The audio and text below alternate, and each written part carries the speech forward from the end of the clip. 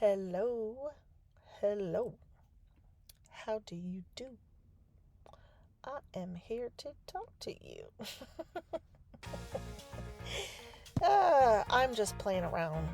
I am playing around being exactly who I am. Because what if being unapologetically me is exactly what sets someone else free? So, today I'm going to be talking about sensitivity. And let me give you a little more context with that as I'm trying to push away the song Ralph Tresvant. You need a man with sensitivity, a man like me. Anyway, so I'm trying to get that song out of my head, but I don't know, maybe now it's in your head. Maybe you regret the last 7 seconds of this podcast episode. Context. Here's the context. I have been be I have been becoming. I am more sensitive these days than ever. And no, it's not because of my cycle, or is it?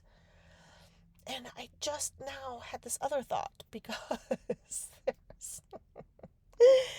uh, there was a time when I literally fell for Denzel. Okay? Like I fell. I fell. It was like a face plant. It was like timber, like felling a tree, I'm an Amazon tree. So what had happened was, I'm trying to think if I must have been by myself. Because I would remember somebody else laughing their butts off if they would have witnessed me fall the way that I did. So I was watching Glory, Denzel, with the one tear. Ooh, just the one tear on the one out of the one eye. Ooh, as he took that beating, that whipping. And so I paused it, I think. Or no, maybe it was like regular cable TV. OMG. And so I couldn't pause it. And so I I didn't want to miss, any more scenes with him, right? Yeah, anyway. And so I had to use the bathroom, and so I ran, but my toe caught on the bottom of my um I'm pretty certain I had pajama pants on, and as I was like rushing, my foot caught on the one pant leg, and then I couldn't move forward except to fall. And so I jokingly say I fell for Denzel, which I have fallen for Denzel, like also figuratively. Ah.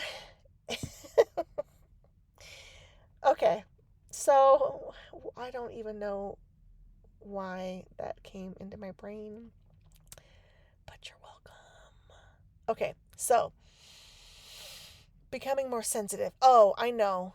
Yeah, I know. Because then that story that story is related to the fact that sometimes women, when we are ovulating, we can just think somebody's the most and the best and the amazingest, and they are not. It's just because you are ovulating and your body is trying to get you to mate with somebody. So don't fall for that. Check your calendar. But also don't track your period in a period tracker. Yes, I am a conspiracy theorist. No apologies. And just don't do it. Do not do it. They don't need to know. What does your dentist need to know when your last period was, right? That's crazy. You do not have to tell them, I don't know, I don't remember, no thank you, I do not wish to divulge that information, etc., etc., etc. Oh, Lord have mercy. So, I have been more sensitive, and what I was trying to say is not because it's my period. I think it's because I am becoming like a better version of myself, like a higher planed Melinda. And I am evolving into just, oh, that was so awkward. I'm so sorry. I just like coughed in your ear. I am so sorry. I likely need water. And anyway, so yeah, I'm just becoming more sensitive, and I'm embracing that, and I'm not ashamed of it, and I'm not trying to push it down or suppress it. I am I'm leaning into it. And so I want to invite you, if you're having such an experience or you want such an experience, just lean into it. Yeah. So, I, some examples. Some examples. I left a couple voice notes. The first voice note was to my lovely, beautiful friend. You know who you are. And I was telling her how fabulous and wonderful she is. And and then I started crying because I miss her, because I don't see her, because.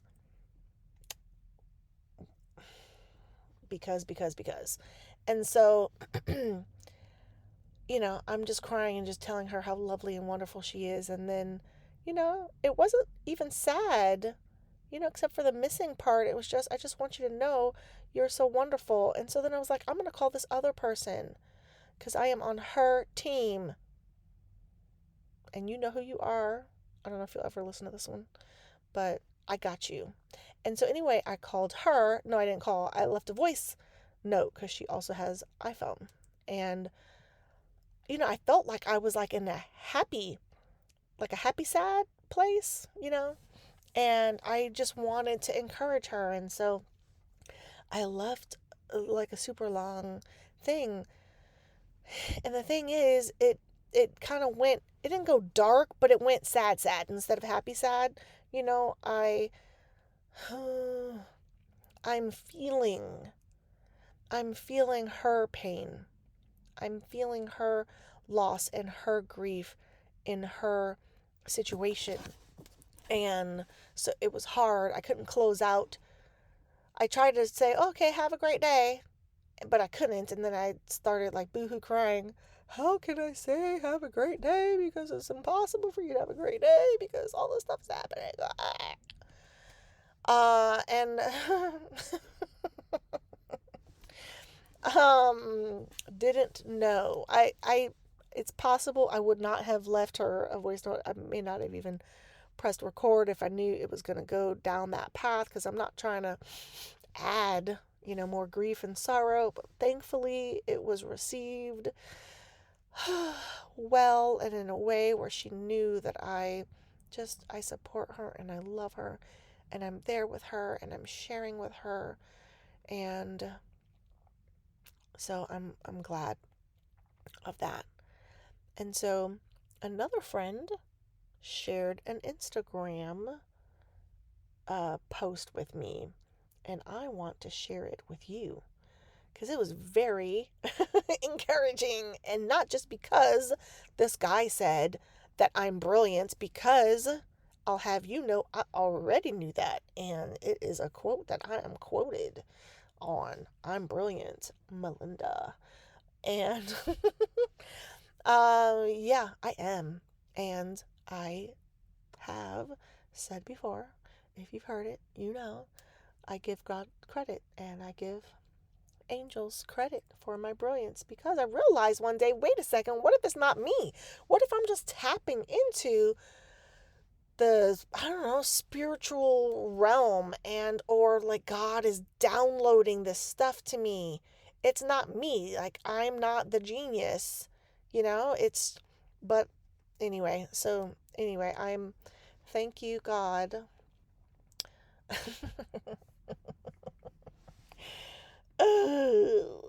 They say this thing like, if you wonder if you're a narcissist, you're probably not. I don't think that I am, although I have heard like we all kind of have those tendencies, and maybe that's about like the ego.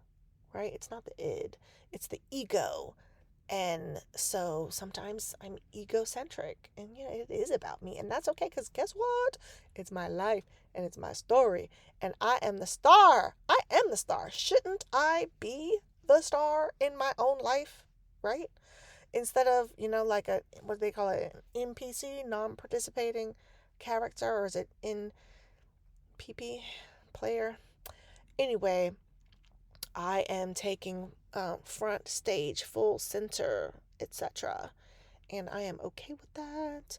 And I also invite other people to join me, on their own stage, and be the star. And okay, I'm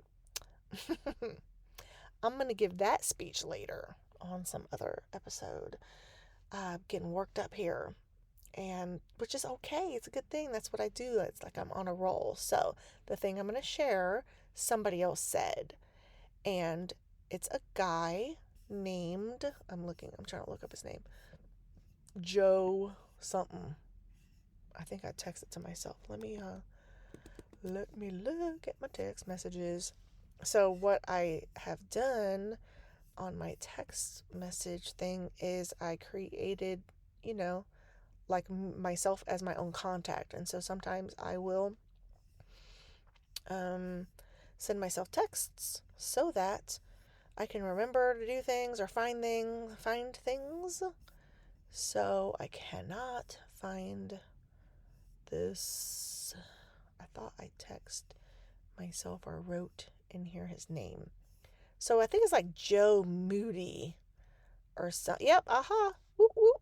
Joe Moody. Joe.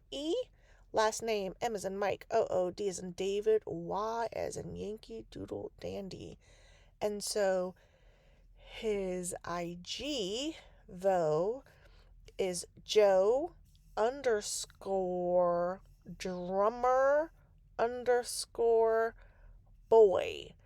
And so I also invite you to go look at him, his page, follow if you want, if you like any of the things. And so I considered just playing his own words, but he talks really fast.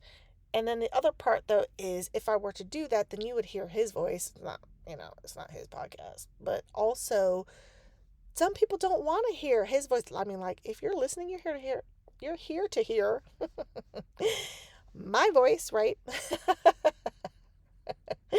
And then the other part is some people don't want to hear like a guy's voice. It could be like triggering or something. I don't know. I'm just trying to help y'all.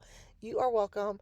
And so I don't like it just because he says I'm brilliant, but I also like it because he says I'm brilliant. And that's, I've known that. So anyway, I'm going to read you what he says in his thing because I found it very powerful. And I want to empower you who, like me, are this way. So we're going to do another buckle up. Buckle up. You ready? Let's go. If you've been told you're too sensitive, let me flip that script for you. Sensitivity is literally a sign of higher brain function. Your mirror neurons fire hotter.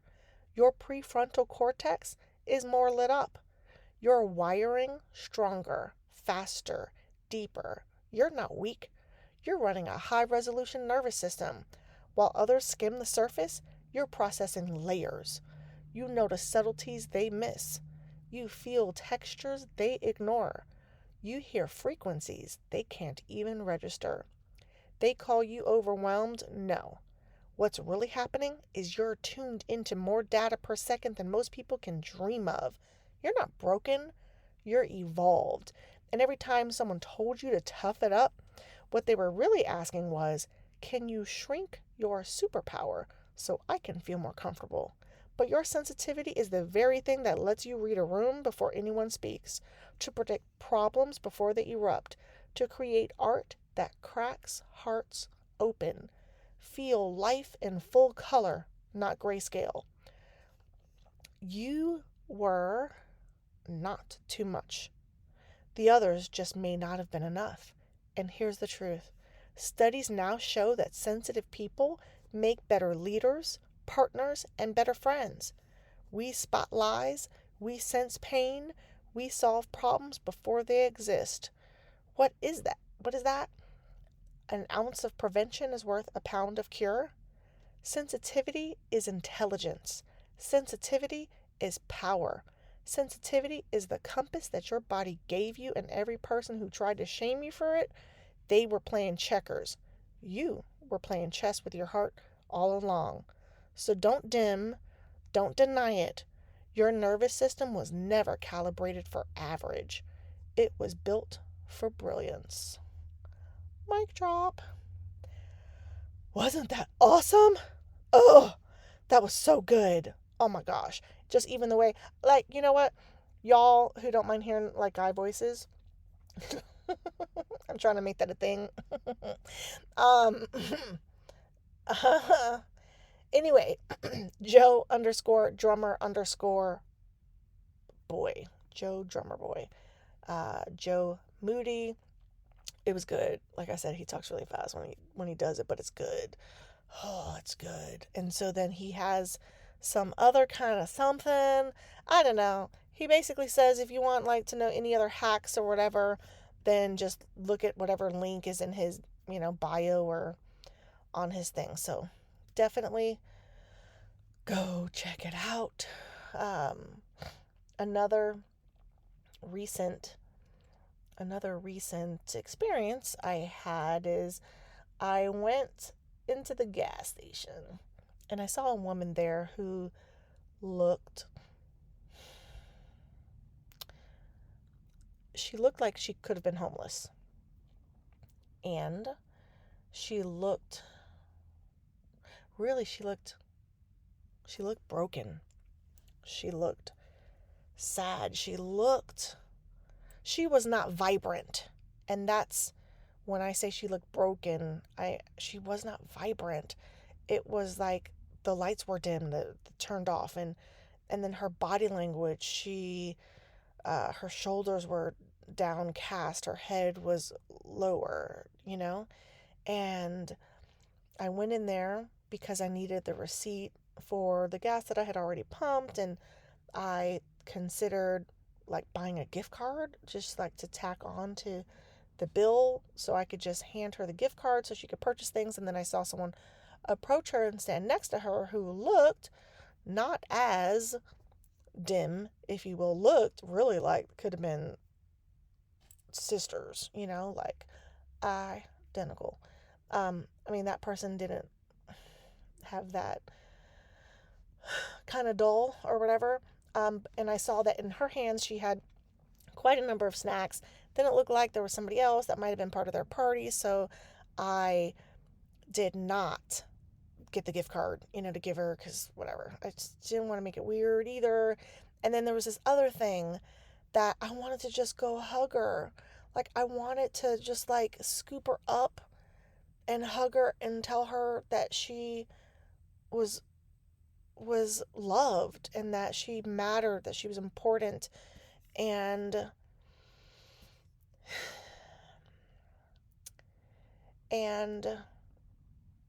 I did not do that either.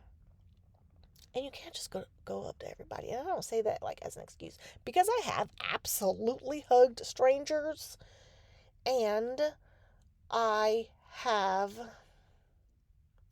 seen homelessness in ways that some people have not. And I don't mean like I have some like hot take on it, but there was a woman in Hawaii, in Honolulu, Waikiki area, and she had been homeless for years. It was quite clear her nails, had curved. She was likely nonverbal, based on appearance, and she was skittish. And um, so I'm going to share this thing that I did, and I'm not sharing it for the glory. I'm sharing it because with homelessness comes comes some mental health stuff. Um, and there's just, there's so much um, that damage that can be done psychologically. And there are all kinds of reasons, plural, for a person to be homeless and to stay homeless. And there could be a cycle, and they should not be shamed. And so I'm sharing this thing because I want to kind of like put an awareness thing out there in the event that you too find yourself wanting to give without offending or hurting, or if there's somebody who is skittish, like, so anyway, what I did is I purchased whatever I purchased, and I put the whole bag full of stuff on top of the trash can that she was approaching, because I knew she would not have been able to or willing to receive something directly from me, and she was going through trash anyway, and so boom, there you go. And so I share that again because maybe that might be something that you do for somebody. And so that reminds me of something, and it's on the political side.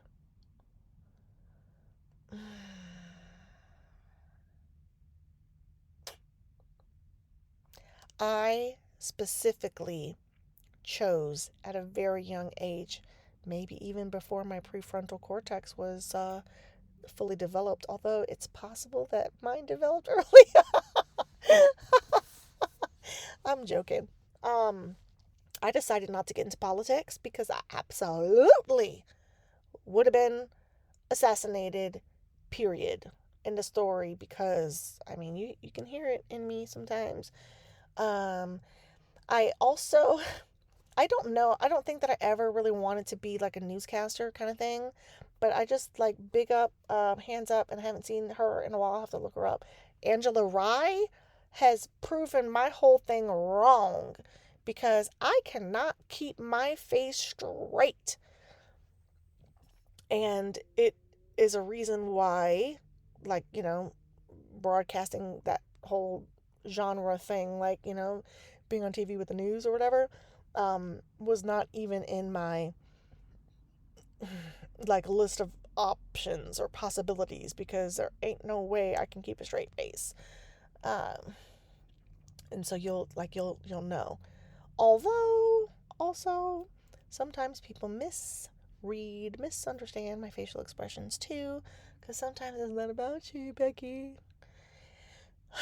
So anyway, truly, I would have been shot. It would have been problematic, and so that wasn't what my life here on Earth was supposed to be as me, Melinda Dawn.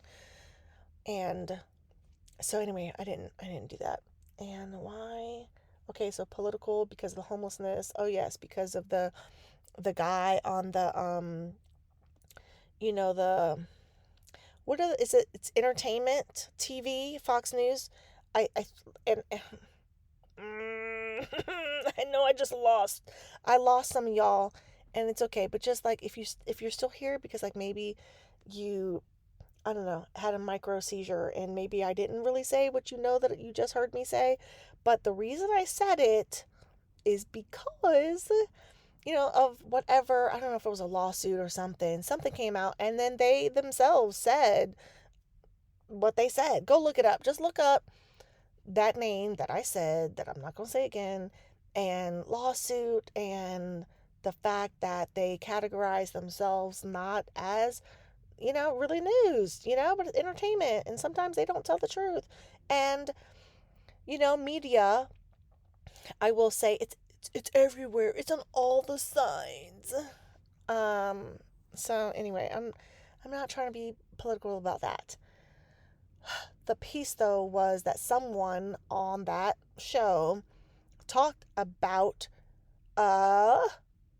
involuntarily euthanizing the homeless, killing them.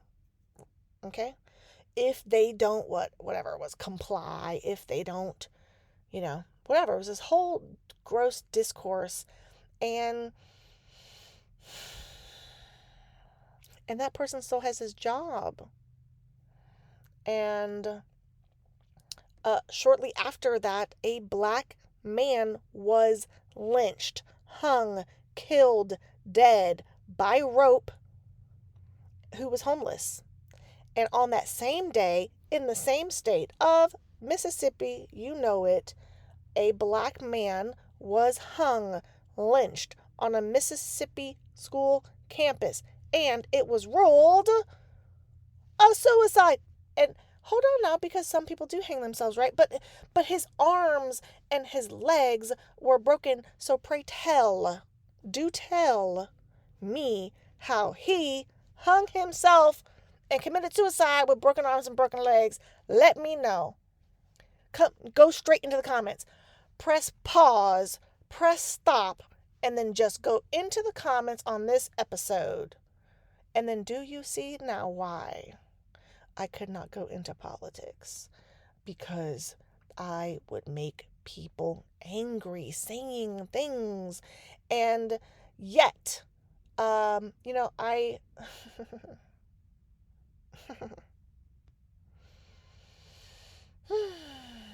So I'm unapologetically yours, right?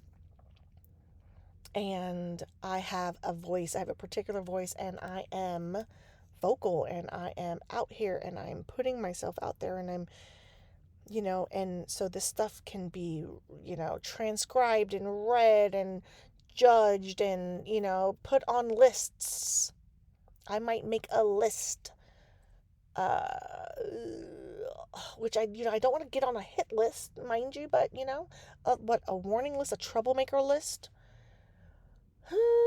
And I'm not really trying to do that. I'm not. And so, but it, it is what it is. And anyone who can find me, find this, can also just find who I am, right? I'm Melinda Dawn, Melinda Heredia. And, I have my regular self, if you will, Facebook or Instagram page. And then I've got this Unapologetically Yours Instagram thing. And sometimes I find myself trying not to say things, to not ruffle feathers, but that does not feel authentic. And so I'm here saying the things. And so what I also want to say is that ChatGPT created an image for me that I intended, have not done it yet, to post. And it has 2 words, which is not one. N-O-T, first word. Second word, O-N-E, not one. Not one of y'all. And then I'm going to pause here, too, because I know some of that y'all that I said, they might not be the ones who are really listening to my podcast, right?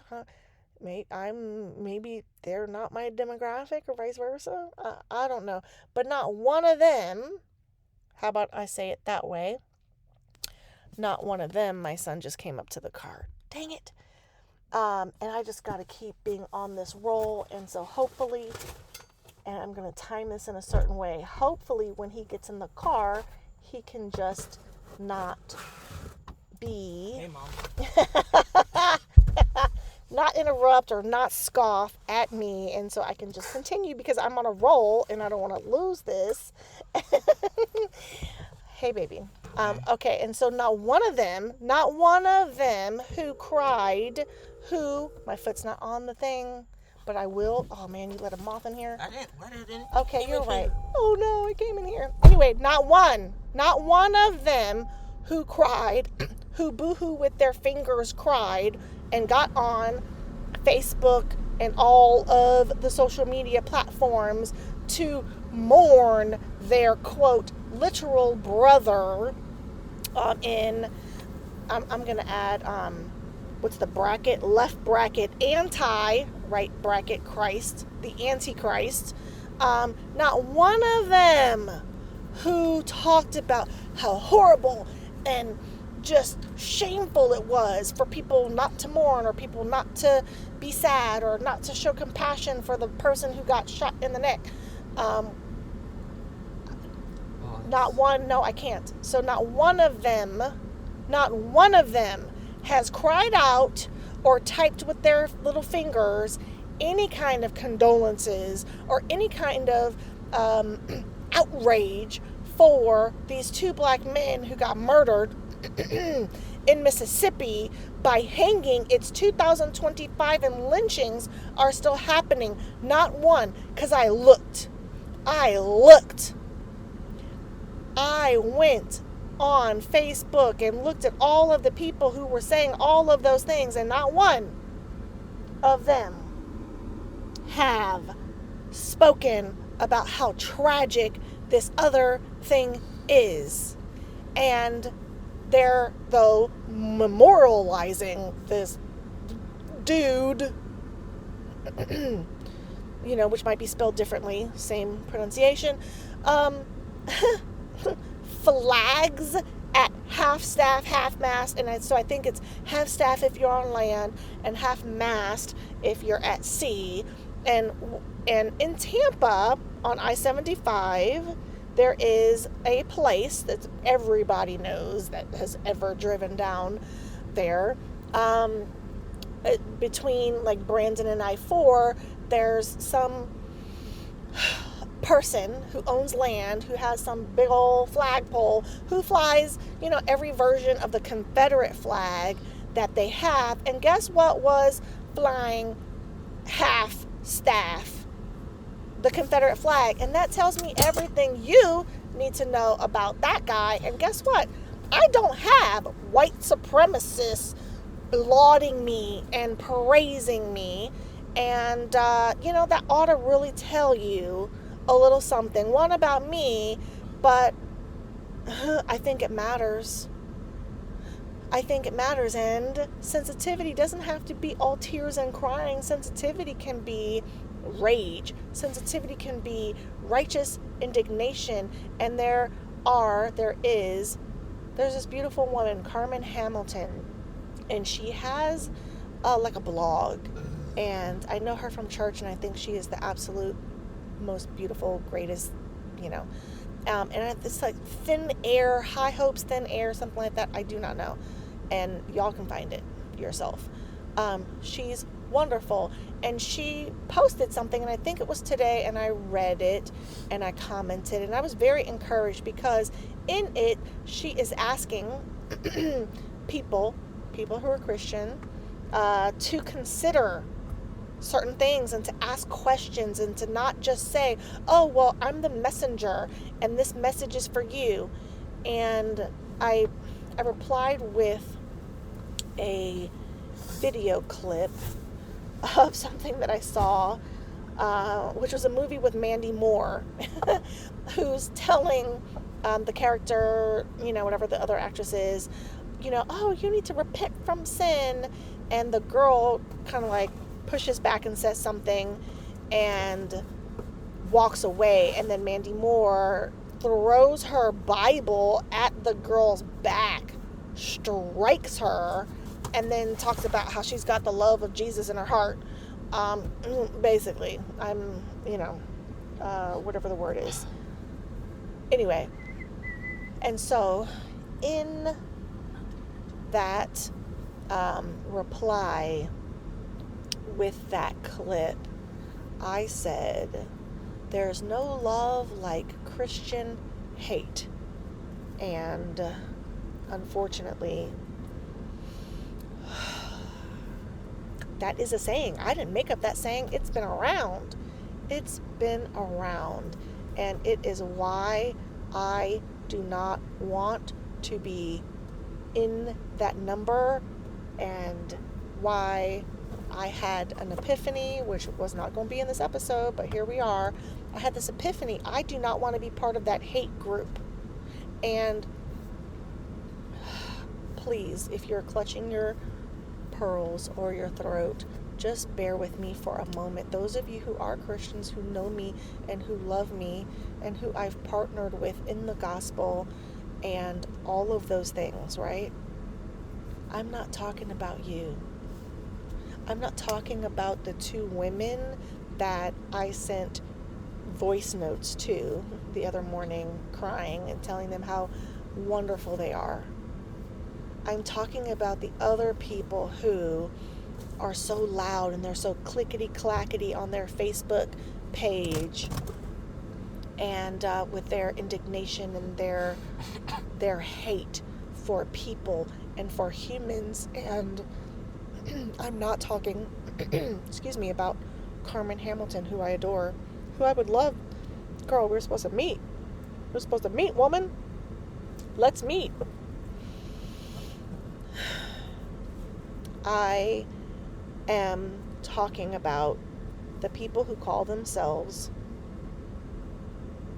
Christians, who do not love, who spew hate and spew politics, and who hate, who have hate.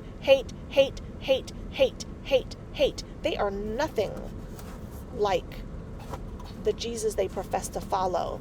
They do not follow him. They do not use his words, his compassion.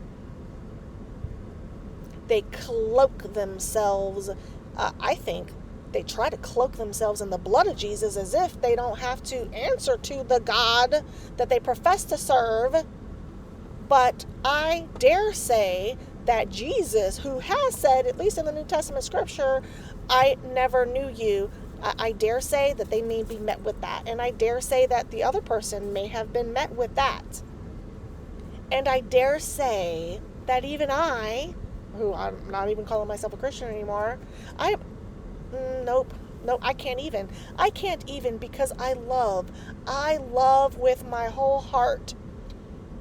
And I show up with my whole heart, and I mess up, and I do hurt people, and I have hurt people, and I have been a villain. And sometimes I am a villain in the other person's story for whatever reason, even if I'm not a villain, or I am, it doesn't matter. I have been villainous. I have done bad things. I will do more bad things. I will snap. And, like, not like Snapped, like the TV show. I'm not going to murder my spouse. I will mess up, but I'm not going to be a big old hypocrite in that way, and I don't want to be part of their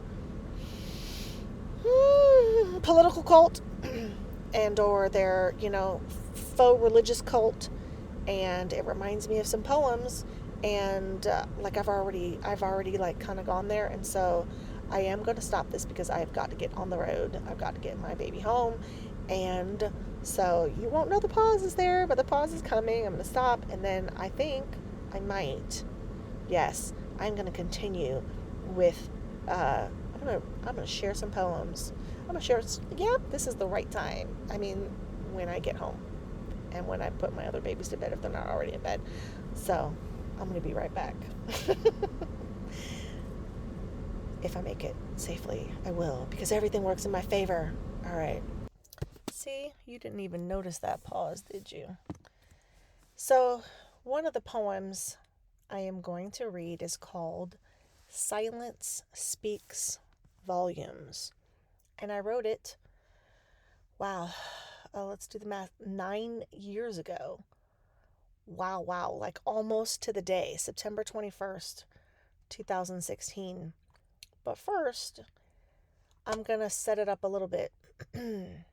So, I wrote something. I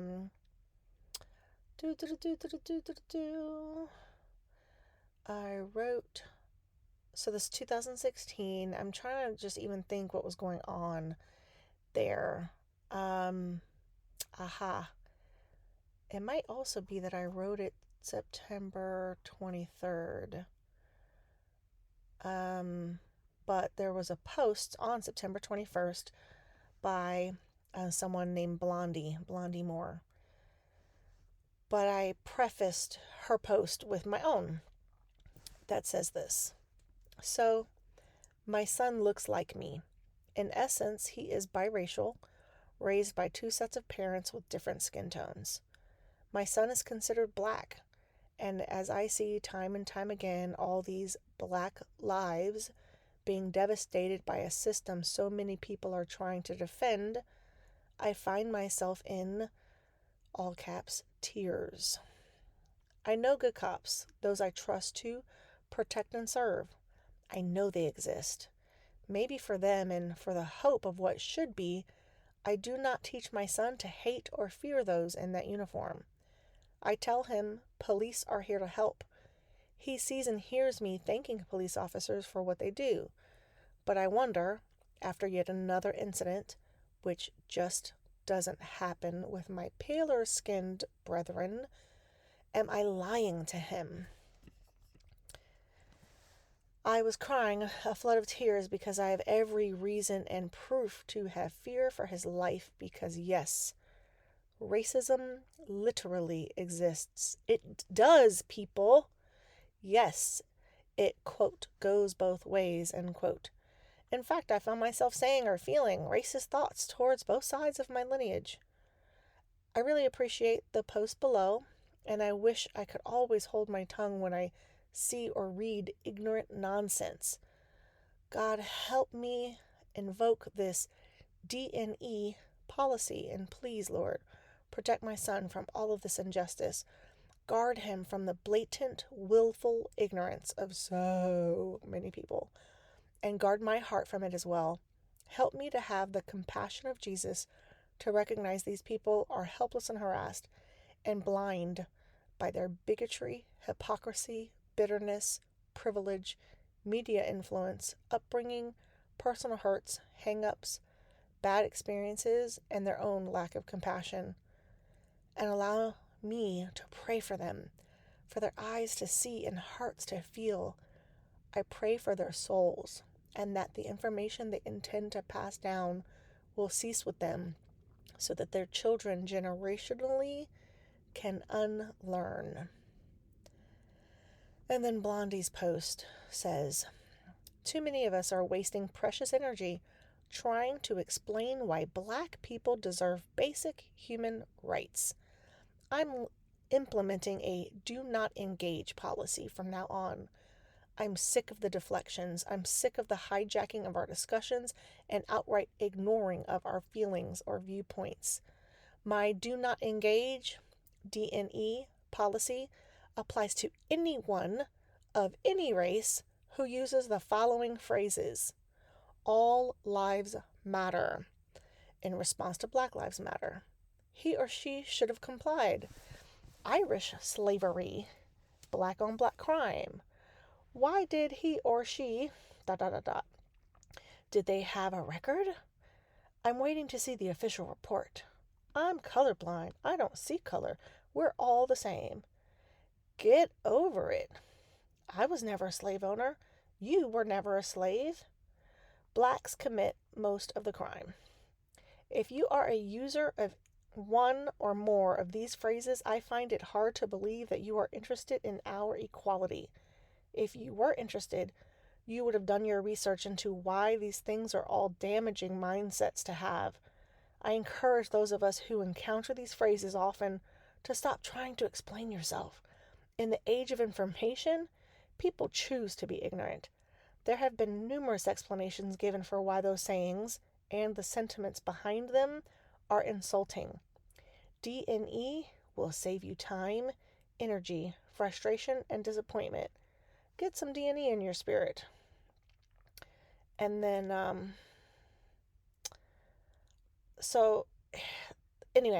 it's possible that, because I see it like another name with some claps, Jamaica B. Lewis, and I don't know if that was somebody clapping in response to her thing. Somehow it's in my notes app. Whatever. So here is my poem. Silence speaks volumes. I can't breathe amidst this tragedy. American hate, such a travesty. It's so surreal, this vicious war. Black men and women killed for sport by lives of blue whose oath was sworn, while their pristine uniforms of death are worn. Sleep? How can I when I see rivers of blood? It could be me. My son? What will he grow up to be amidst unchecked racial intensity? Other nations don't fail to see this pledge allegiance hypocrisy. Lives are stolen from our youth, but taking a knee to you is uncouth, disrespectful, unpatriotic. Get out of your state, so hypnotic. Are you really that very blind? Have you not witnessed this time after time? Don't you think it is a crime? Wake up, O sleeper, open your mind. You tell us we must soon forget? Let me invalidate that argument. History repeating a daily event. Only now we have cameras as evidence. Understand our fear even as hands are raised. Bullets come flying and they still get paid? Your lack of empathy to me is threatening. Your silence on the matter, well, it's deafening. Your excuse, just additional weaponry. Wake up. Ooh, that was good. That was good if I do say so myself. And again, 2016, and the words of this poem, history is repeating itself. And if that's not, I don't know, ironic, if that is not just proven further, deeper, some of you get it. Some of you get it. So there's another poem that I wanted to read. Now that one I had posted on Facebook. I don't know if I posted this one. It's called Diversity. And I'm just checking it. It's long. Okay, this was written December 6th, 2021. So about 4 years ago. Let's do this thing. Diversity. It means variety, not to be confused with adversity, which means misfortune, and not to beat an already dead horse or put yet another nail in the coffin of a topic's come up so often that some folks like to call, shh, we cannot teach your kids critical race theory, racism, but that adversity is why we continue ad nauseum to have the aforementioned diversity trainings. I see your eye rolls and the hypocrisy hanging from the corners of your lips, dripping venomous poison like Judas's kiss, and sense it from each corner of the room as you presume you know everything, mostly that racism isn't a thing, except anti-racism. Now that's a thing. And you resume to behave uncaringly and scathingly while quoting Dr. King, from who your not-so-distant ancestors most likely, and perhaps even living relatives today, called and call Martin Luther King.